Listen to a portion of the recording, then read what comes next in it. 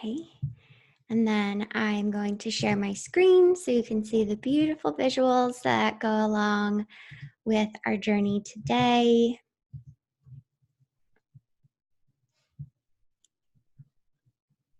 One more second.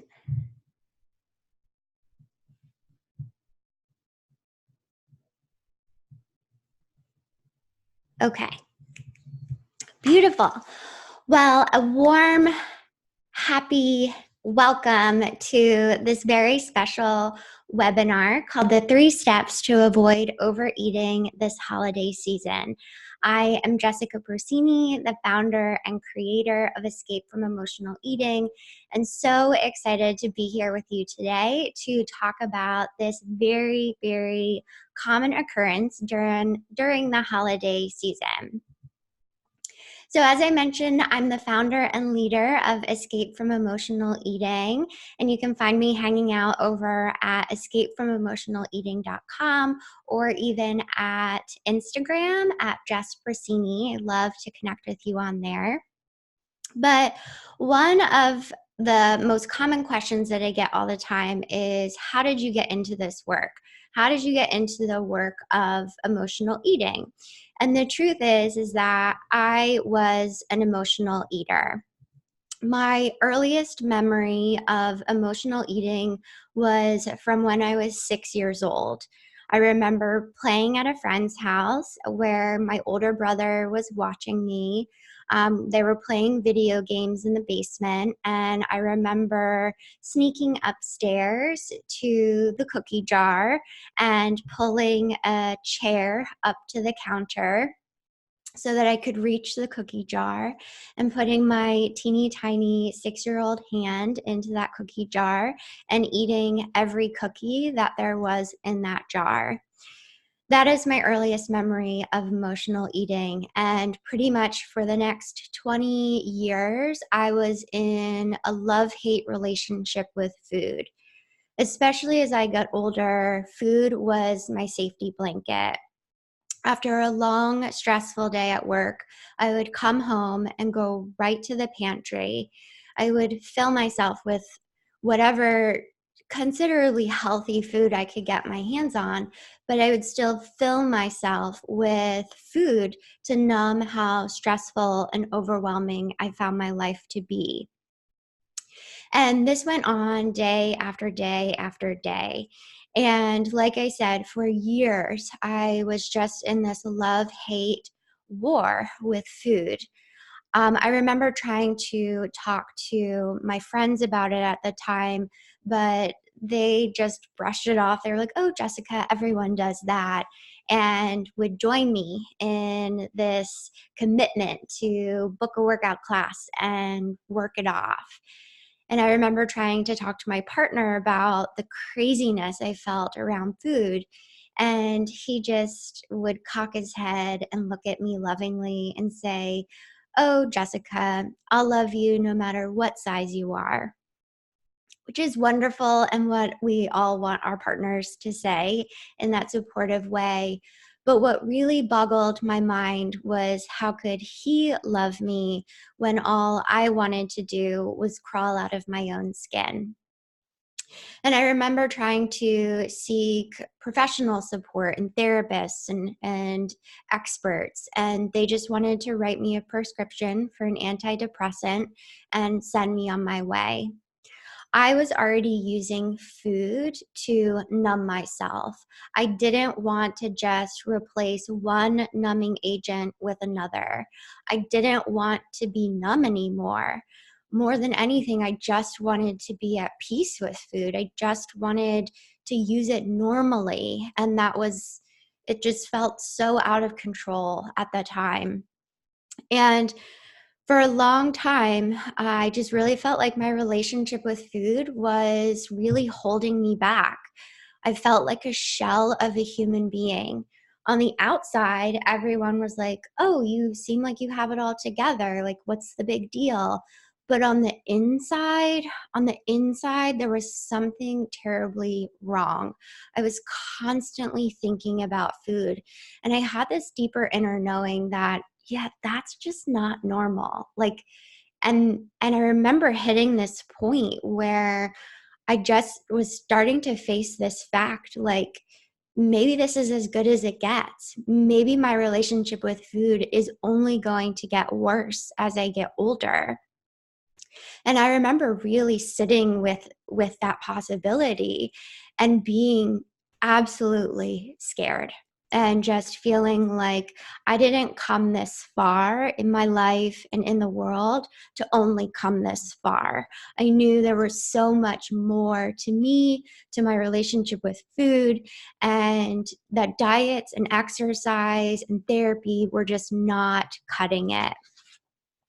So it was at that point that I really dedicated myself to investigating every single nook and cranny of my relationship with food, the physical, the mental, the emotional, and even the spiritual.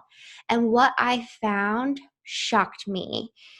And from this 10 years of research, I discovered three major things that changed everything for me in my relationship with food. The first thing was the discovery that I was an emotional eater. Now, this completely boggled my mind because up until that point, I had this stereotype in my head that in order to be an emotional eater, I had to look like someone who was on my 600-pound life. If you've ever seen that show, I thought to be an emotional eater, you had to have hundreds and hundreds of pounds to lose. And for me, I didn't have that. I definitely had excess weight. I definitely felt uncomfortable in my body, but it wasn't showing up for me in that extreme. So, not knowing that I was an emotional eater actually kept me trapped in this cycle of trying so many mismatched solutions to heal my relationship with food. And as soon as I learned that I was an emotional eater, it just cut through so much of the clutter that I could finally access what I needed to access to actually heal it.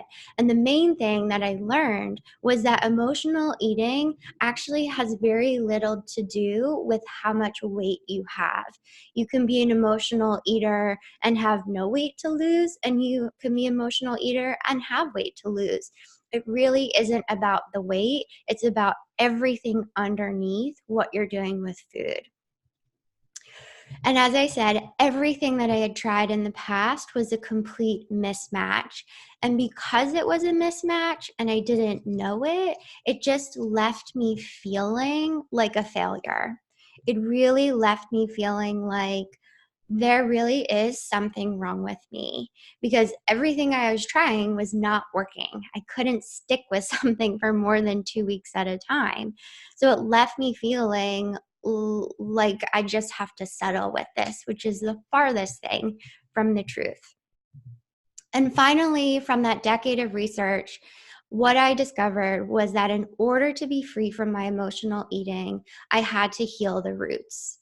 I had to stop trying to access it from the surface, and I had to get right to the roots and heal it from there. And when I did, things drastically changed. So on the outside, you may look at this before and after picture and see a bit of a difference. But for me, my emotional eating and healing that was very much an inside journey to the point where now I am completely at peace with food. It is no longer something that I am constantly thinking about. Food for me is simply a nourishing asset. I can easily eat when I'm hungry, stop when I'm satiated, and move on. The pantry, the food is no longer calling me. I don't get anxious before I go out to eat. I don't get anxious if I go anywhere where there's food. And especially as the holidays come up, it's just like another month. It's not that big of a deal, and it doesn't have this hold over me anymore. Food doesn't have a hold over me anymore. And what's wild is that in healing my relationship with food, I feel like everything else in my life completely opened up. everything else just got better. The healthier I got, the better my career got, the better my relationships got, the better everything got. And I can confidently say that it's been 4 years to this day that I have been free from emotional eating. It's been 4 years since I've emotionally eaten or overeaten in any capacity. And from that period of time, my body has released over 45 pounds of both physical, mental, and emotional weight. And this is the best that I've felt in my body. And I know that things will only get better from here as I continue to get older.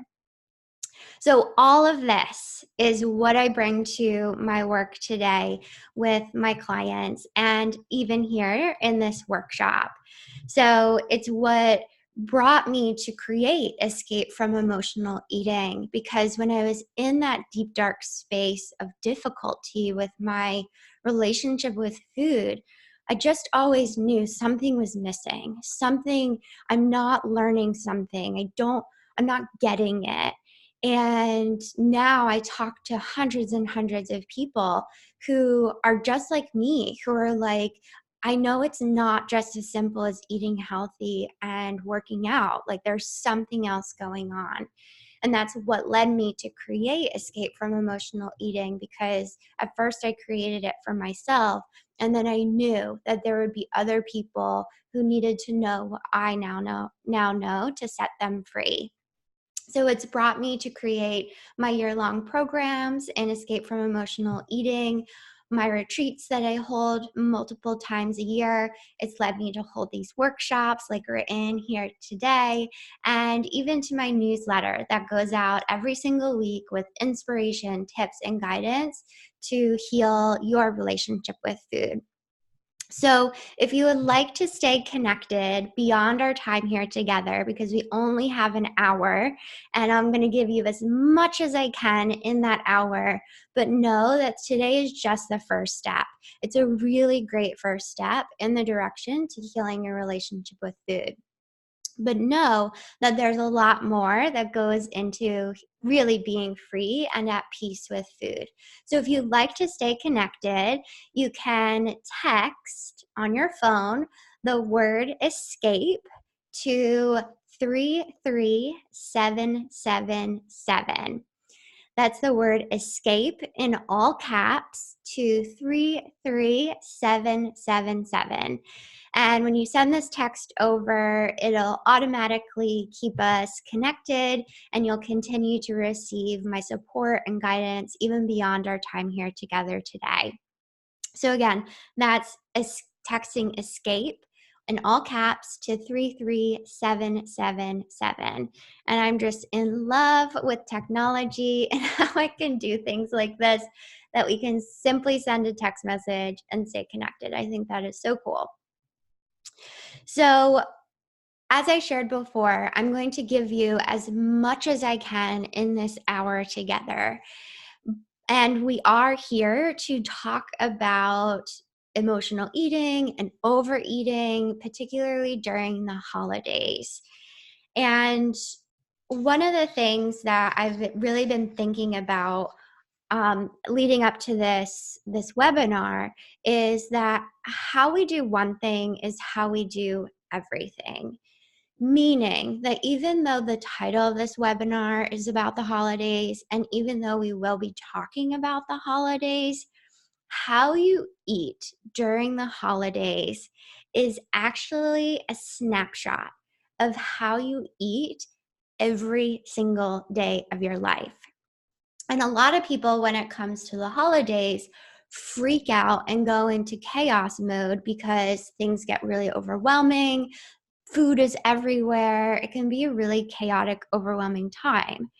But what I want you to know is that the holidays are the most potent time to heal your relationship with food, because food and eating experiences are everywhere.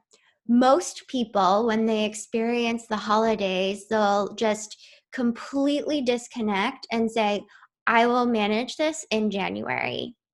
But by then, it's actually too late. And I'm super excited about our time here together today because this is going to equip you with going into the holidays with your eyes open, full awareness on, and having next steps to do things differently. So, how you eat during the holiday season tells all. Like, if all we had was the opportunity to just take the next month in how you eat, we could heal your relationship with food. That's how potent it is with information to heal your relationship with food. So, yay, super excited. So, what exactly is overeating? Like, let's actually break this down and get clear about what we're talking about. So, one of the best ways to talk about overeating is to give you a quiz that so many of my clients and when I hold workshops, people tell me is like so eye opening. So, if you're taking notes, I want you to turn to a clean sheet of paper. And if you're not taking notes, you're going to want to take out a clean sheet of paper and a pen because I'm going to give you this quiz. And this is simply an opportunity for self-assessment to really look at what's going on in your relationship with food and, how is overeating showing up for you. So, I'm going to read a series of statements, and if the statement resonates with you, if it is true, you will jot down true. If the statement is not true at all, you're going to mark false. If you're in the sometimes, maybe, yeah, I've definitely done that before, but it's not happening all the time, I invite you to still mark true, because for overeating and emotional eating, it can happen in cycles. Sometimes it's not consistent, but the roots of it are still there, and that's everything that we're here to heal. So again, that's if it's true, mark true, false, false, maybe true. Okay, here we go. Number 1, I overeat even if it's just a couple of bites. Mark true or false. I overeat even if it's just a couple of bites. Number 2, I eat when I'm not physically hungry. I eat when I'm not physically hungry. Number 3, I eat a lot later in the day, especially after 3 p.m. I eat a lot later in the day, especially after 3 p.m. True or false? Number 4, I spend a lot of time thinking about food and my body. I spend a lot of time thinking about food and my body. Number 5, I can't seem to lose weight no matter how healthy I eat. I can't seem to lose weight no matter how healthy I eat.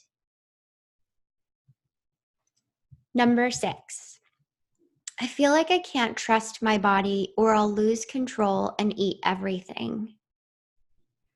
I feel like I can't trust my body or I'll lose control and eat everything. Number 7, when life gets overwhelming, I have a hard time saying no to food. When life gets overwhelming, I have a hard time saying no to food. Number 8, I've tried diets to stop overeating, but they don't stick for very long and they're not sustainable for me. True or false? I've tried diets to stop overeating, but they don't stick for very long and they're not sustainable for me. Number 9, I feel bloated, lethargic, and dim. I feel bloated, lethargic, and dim. Number 10, I won't buy certain foods or keep them in my house because I'll overdo it. I won't buy certain foods or keep them in my house because I'll overdo it. And number 11, I'm here because I want real transformation in my relationship with food. True or false? I'm here because I want real transformation in my relationship with food. Okay, so go back and tally up how many truths you had. How many did you mark true for yourself?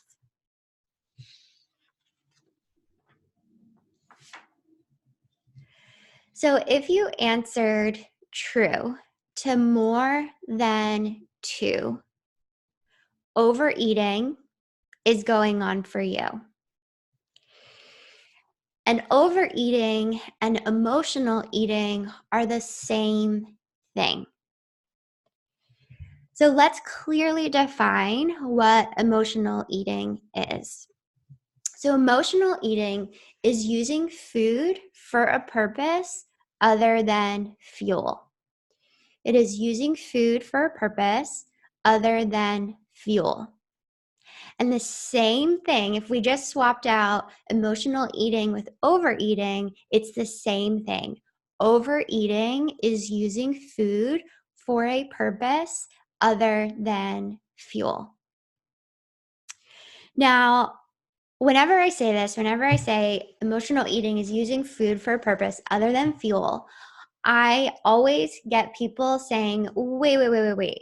Does that mean I can never enjoy food? Does that mean I have to just eat like seeds and nuts and cardboard for the rest of my life?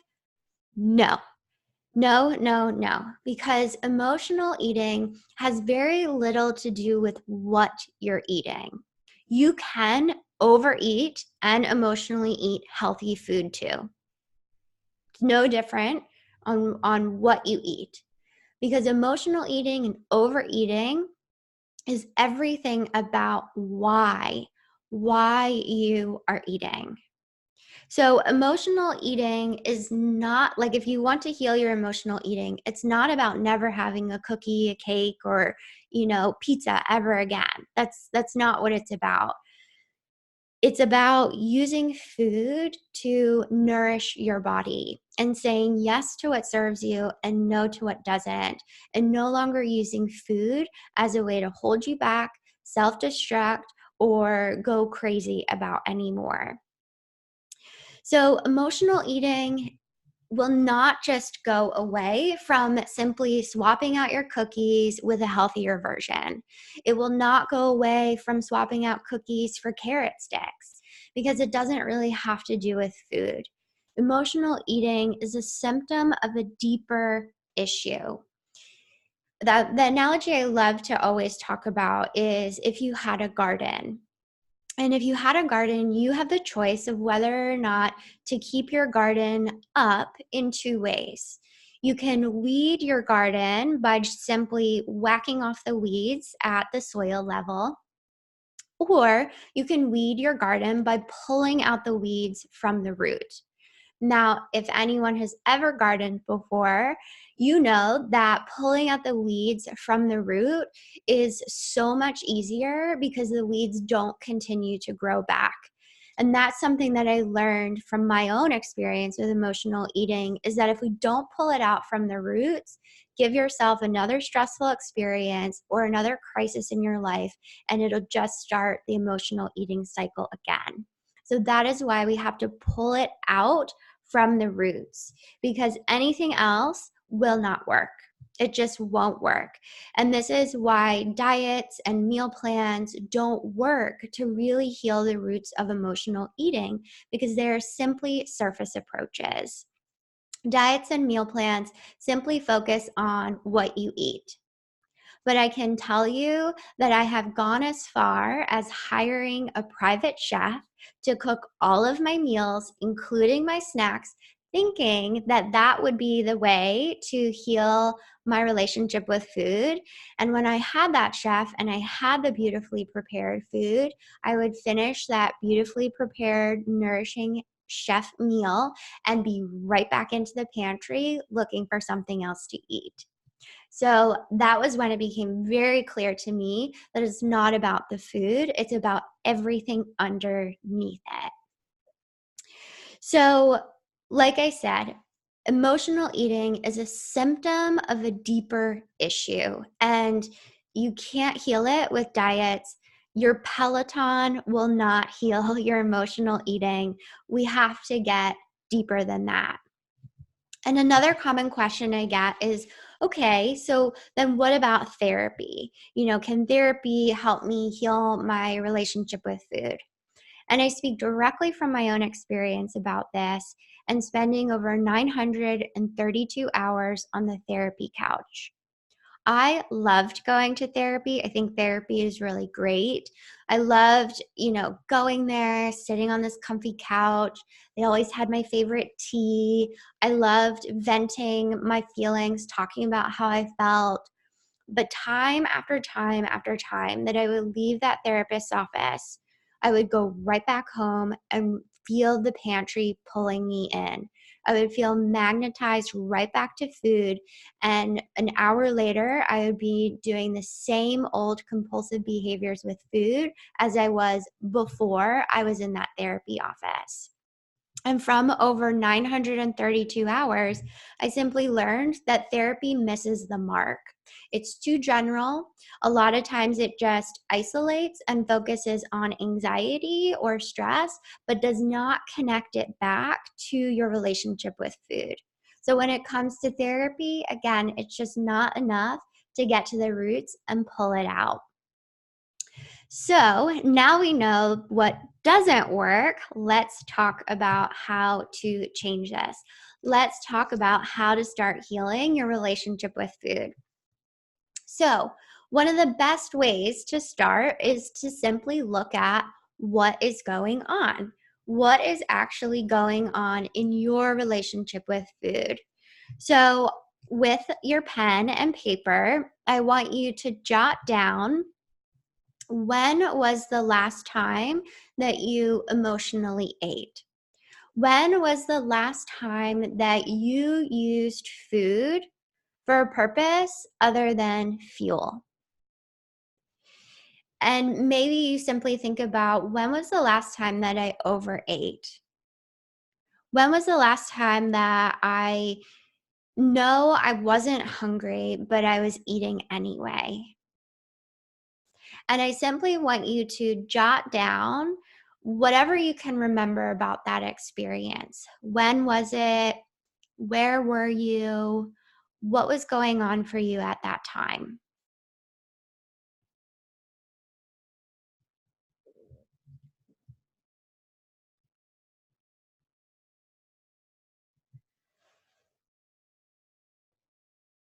So, one of the things that I tell my clients all the time, the first step is to heal our emotional eating, is that we actually have to look at it to learn. And when it comes to emotional eating and overeating, that there can be a tremendous amount of shame and embarrassment at, well, number one, because our relationship with food is a very intimate relationship, but also because a lot of the people that I work with are very driven and very successful. On the outside, you would look at the people that I work with and really never know that they had this war going on with their bodies and food. But here in this safe, sacred space together, it's really an opportunity to really look at what is going on so you can learn from it. And then as you move into the holidays, you're not repeating the same old patterns. That's the last thing that we want. We want to be able to learn from what's going on and then be able to make different choices and do things differently so you can have a much more peaceful, healing relationship with food in the holidays and beyond. So now that you have the time down when you last emotionally ate, overate, or ate when you weren't physically hungry, they're all the same thing. You want to jot down why. What was going on for you? What can you remember about that experience that led you to emotionally eat? Were you stressed? Were you anxious? Did someone say something to you? Did you find yourself at a party that you didn't really want to be at, so you just started eating so that you had something to do? No right, no wrong, no judgment. Again, simply capturing the information so you can learn from it and do things differently. Now, when we are in this process of inquiry and looking to learn, what I've seen for a lot of people when it comes to their relationship with food is that this place is actually where they stop.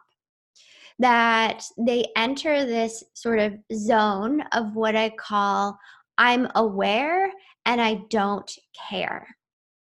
Now, I'm sure most of you who are on this webinar don't fall into that category, but this is something really important that we should talk about, right? Because when we're in that place of, I'm aware I'm an emotional eater, I'm aware I overeat, I'm aware I'm eating when I'm not physically hungry, and then we bring in the I don't care, we have to really honestly look underneath that. And what are you saying about yourself? That you're not valuable, that the work to heal your relationship with food isn't worth it? Like, is that really true? Or is it that the pathway to heal your relationship with food feels really overwhelming? You have a long track record of trying mismatched things that don't work, and it just feels like this is never going to change. So it's just a simple opportunity to check in. And are you in that place of, I'm aware of what's going on, I don't really care? Or am I aware, I'm aware of what's going on and I don't really believe that things can change?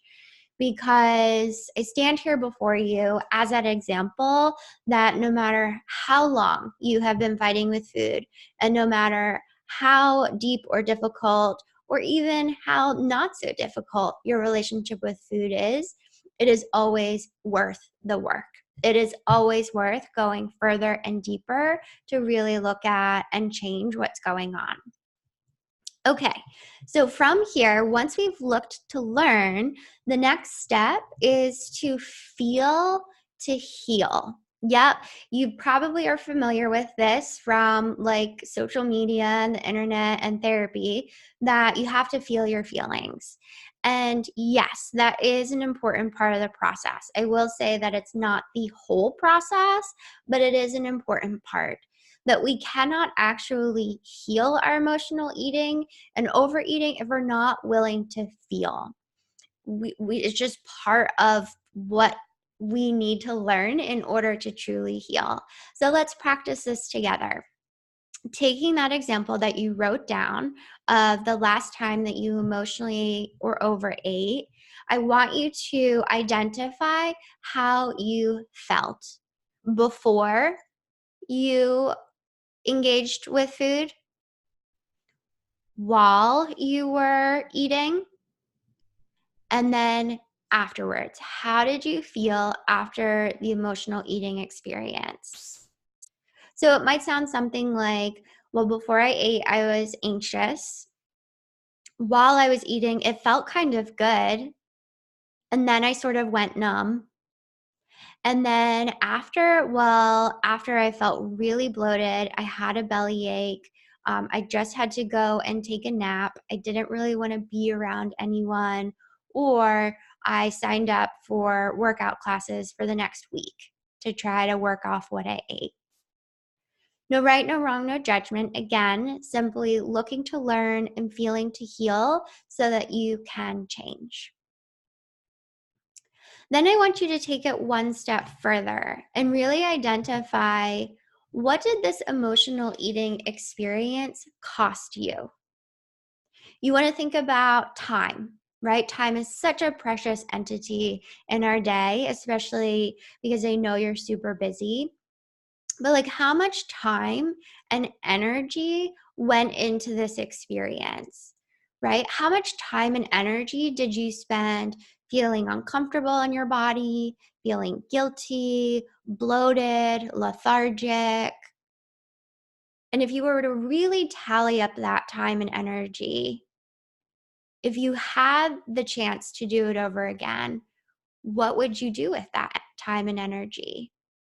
I know for a lot of my clients, it's just about like, I would actually, in a healthy way, relax because I wouldn't be juggling the emotional eating cycle. I wouldn't be juggling my shame and my guilt and my like, ugh, I have to do this differently. I'm going to promise myself to do it differently, only to repeat the same old pattern.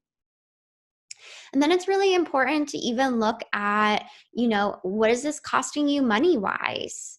Not just like how much are you spending on food, but if your relationship with food is holding you back, it could be costing you from meeting new clients, going out to certain opportunities, getting a promotion in your job. It's not just about the food, it's about how you're showing up in your life. And then from there, it's also about like, what is this costing you when it comes to connecting with others? You know, I'm sure from past holiday experiences, right? Like if you're hovering around the food or even wanting to leave the party because you feel sick or ill, or, you're feeling shameful or guilty about what you ate, it's such a distraction from truly connecting with people. It's such a distraction from being present in the moment. It's such a distraction from feeling the good feelings that come along with the holidays because we're so bogged down with the stress and the overwhelm of it all. So it's really important to really look at like, what is this costing you? Because at any point, this is like the best part. At any point in your life, no matter how long or how hard you have struggled in your relationship with food, you can choose to do things differently. You can choose to try again. And I'm not saying try again by trying the same old mismatched things that don't work, but I'm saying that the past is the past. And here and now, you have another choice on how you are going to create your holiday experience, how you are going to create your relationship with food. It's never too late. But the key is to make that choice consciously, which is exactly what I am leading you through in this webinar, is to be conscious about your relationship with food. So an example of how this all works together is a great example is my dear client, Dr. Sandy. So, Dr. Sandy is a top doctor in her field who came to me saying, Jessica, I eat when I'm frustrated and I'm frustrated when I eat. She was carrying around about 20 pounds of excess weight. And with her job and the demands of her life, she was just sick and tired of carrying this burden of emotional eating around with her. So we got to work and we ended her emotional eating to the point where I just connected with her this week and I asked her how long it had been since she had emotionally eaten. And she said 7 months. That for her, that was the longest she had ever gone without using food to cope, soothe, or manage her stress. What's wild is that she shared with me that because of our work together and all of the energy that she got back, because she was no longer thinking about food, she was no longer consumed about it, she was no longer frustrated all the time, that she actually channeled that energy into creating an organization that helps ER doctors identify victims of sex trafficking. So, this is so important because our relationship with food, while it is a very intimate experience between ourselves, it actually has such a ripple effect in the world today. And I know the women of Walnut, because I'm one of them, are very successful, driven. Like, we want to create change in this world. And if your relationship with food is holding you back, then we have some really important work to do. Because I know that there's so much more that each and every one of us are capable of when we're no longer carrying the burden of our emotional eating or overeating, like Sandy, for example. So from there, once we've looked to learn, feel to heal, then as I've been talking about, we have to choose to change. And again, this can be a place where people stop. They can get back into that I'm aware, I know what I need to do, but I'm just not doing it place. And that's pretty dangerous, right? It's sort of like walking around with a loaded gun. It's like you have such an opportunity for change. We just have to make the choice and then move it into action. Because simply being aware of what's going on in your relationship with food is not enough. We actually have to practice it. One of the things that I tell my clients all the time is that emotional eating is a learned behavior. It's not an addiction. It's not baked into your DNA. It is not something that you have to live with for the rest of your life. Emotional eating is a learned behavior that must be unlearned. It must be unlearned. And it becomes a learned behavior, usually unconsciously, early in our lives, and doesn't start to really weigh on us until we get older. So I'm telling you this now so that you don't get caught in a trap of thinking, oh, I'm just going to have to live with this for the rest of my life, because you don't. No matter how old you are, no matter how much work you've done on yourself before, you can learn something new, and you can absolutely learn how to escape from emotional eating. So let's talk about the steps that we actually take to escape from emotional eating. Let's get real tangible about this. So the first step that I take with all of my clients in my Escape from Emotional Eating programs is called building emotional fitness. This is all about moving your hypervigilant, stressed out, fight, flight, freeze nervous system into a restful, restorative, relaxed nervous system. This is where peace, not anxiety, becomes your new normal. Now, I always start with energy and emotions in my work with my clients, because if we don't do that work first, simply trying to move food around becomes impossible because there's such a grip on it. We have to start with building emotional fitness so that you can come to this realization of like, oh, food really isn't cutting it anymore. Food really isn't the way that I want to cope anymore. I'm ready to let it go. And once we reach that point, then we move over to untangling physical and emotional hunger. So, believe it or not, you have two types of hunger that go on in your body all day long. You have physical hunger and you have emotional hunger. The problem is that no one has taught you how to understand your emotional hunger. So it gets very tangled in your physical hunger. For me, I could like feel hungry all the time, even after I just ate. That's emotional hunger. And when we start to understand, what is it saying to you? What is it that you're really hungry for? And most of all, how do you feed that to yourself? Not through food, but through yourself.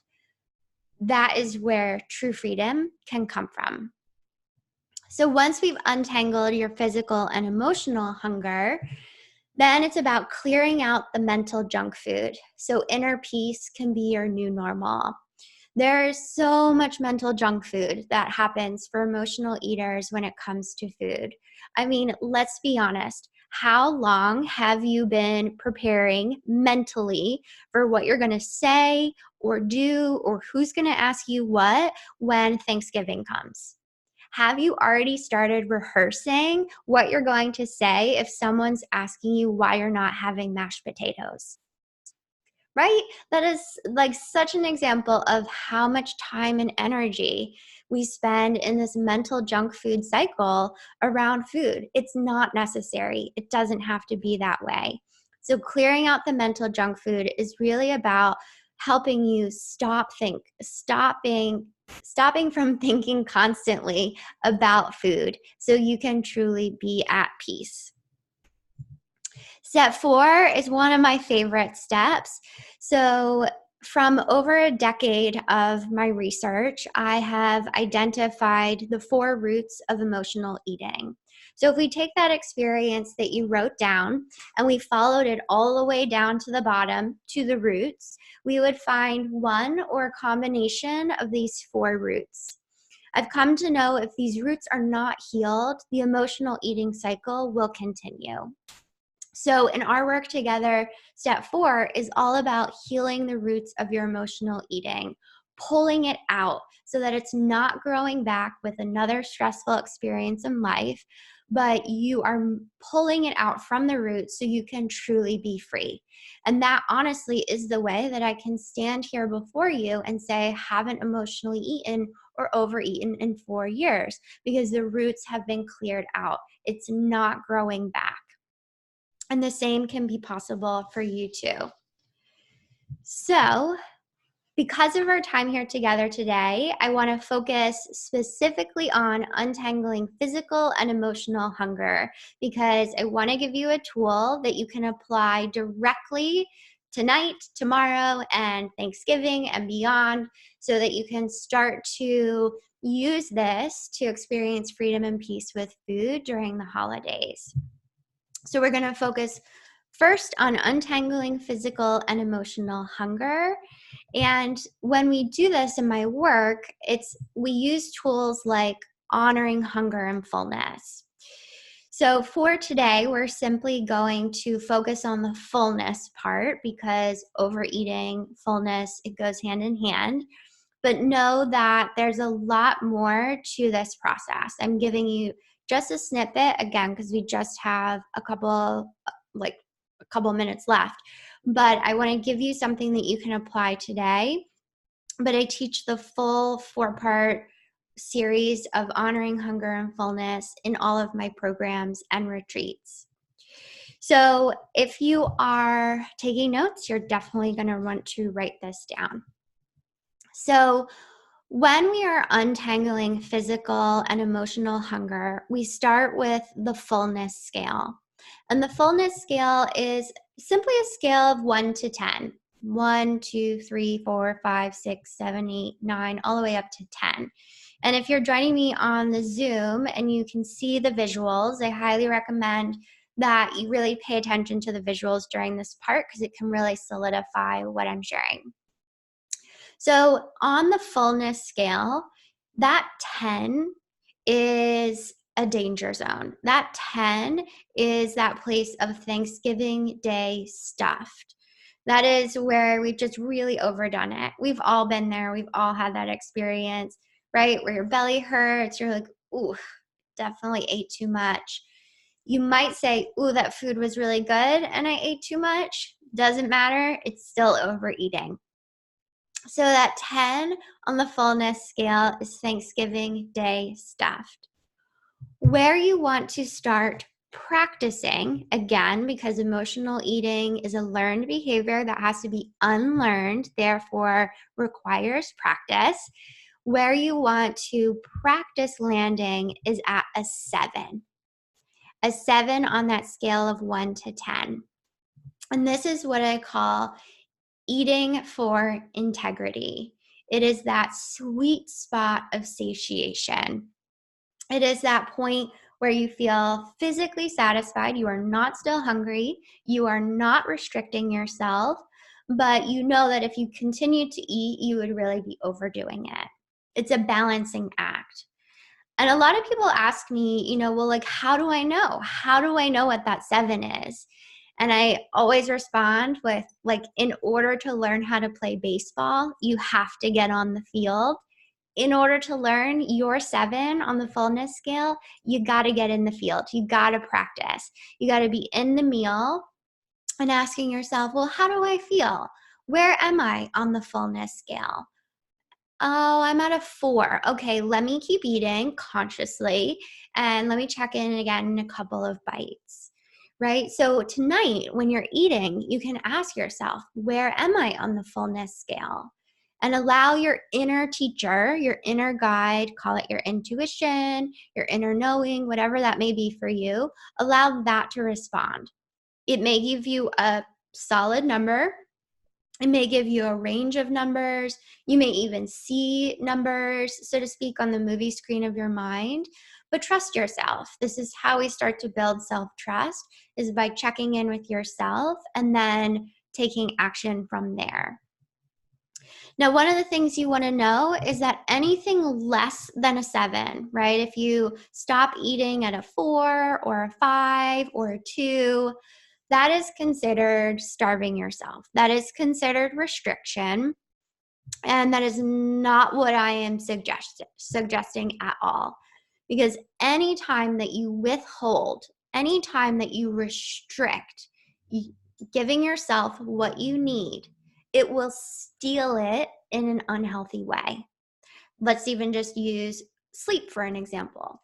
If you are constantly not getting the sleep that you need, there will come a point where you will sleep, if you can, for like 12 hours, right, to recuperate, or you'll go through your life and you'll just not be fully there. The same thing with fullness is that if you're not giving yourself what you need, you are actually setting yourself up for overeating later on.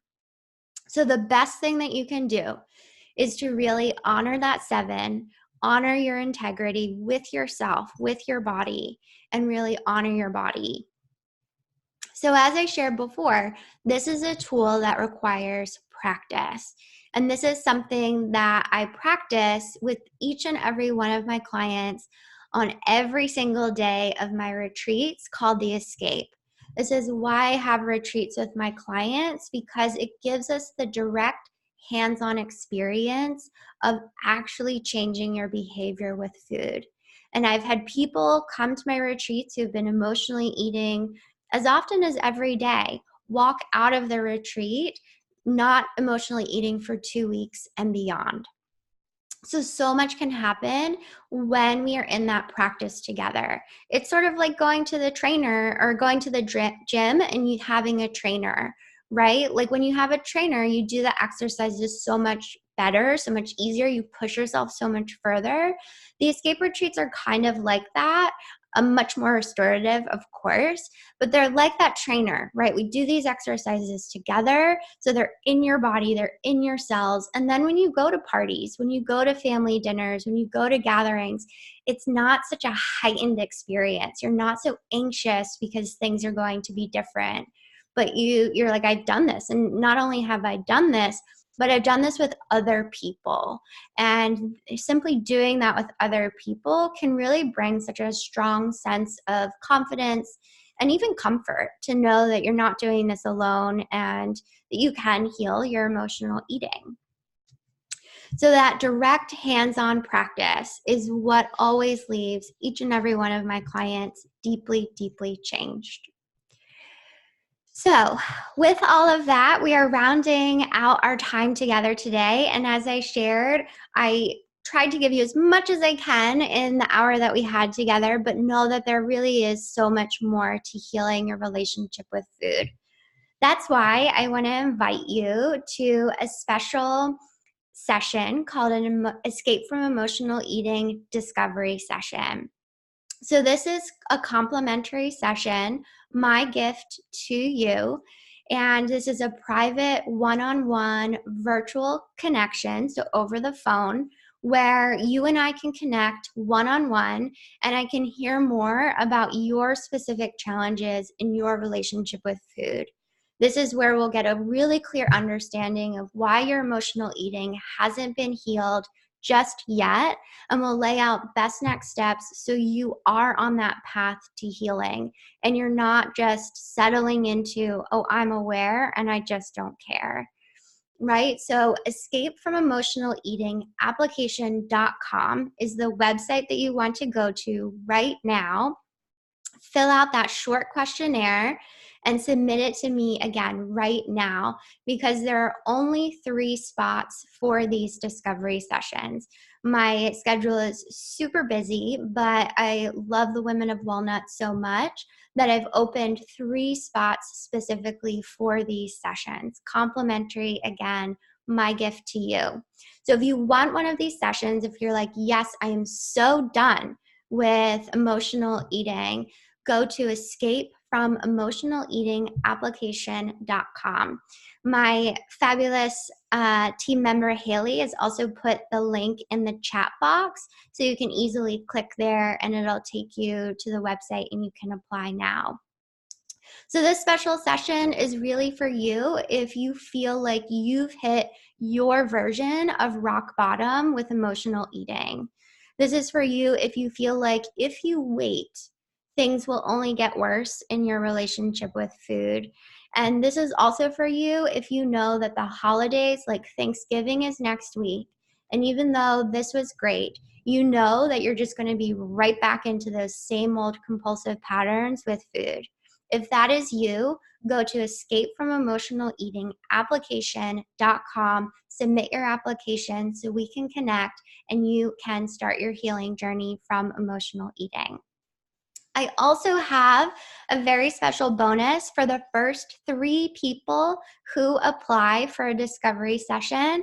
I'll be gifting you a free bonus training that is all about transforming fear to faith. This is all about what to do when you feel anxious or scared or apprehensive about food or anything in your life, really, and what to do with that fear. In that training, I teach the fear flush, which is a signature tool that I share with all of my clients. So you can apply it immediately and you can apply it before Thanksgiving, so that Thanksgiving is not an anxious or overwhelming experience, but you can really be present with your food, honoring your fullness, saying yes to what serves you and no to what doesn't. So you're not spending the next day trying to work it off, but you can actually enjoy your time off. So if anything resonated with you from our time together today, highly recommend go to escapefromemotionaleatingapplication.com so we can take this further and really anchor it into a long-lasting experience for you. Like I said, I've only have 3 spots, so you're going to want to apply right now.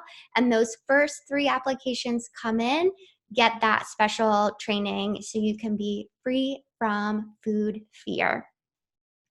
All right, my dears. Well, that is the end of our time together today. I have to say that I am so grateful for our time together, so grateful that you are here, and I just love doing this work. This is my life's work, so I am so grateful that I get to share it with each and every one of you.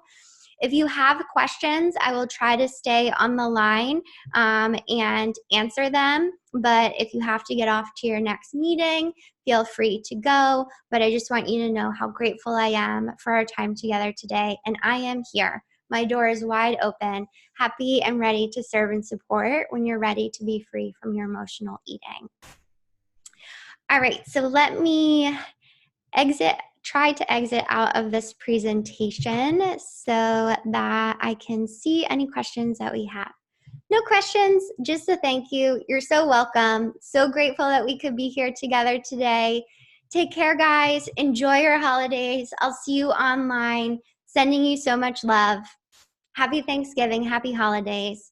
Talk to you soon. Bye.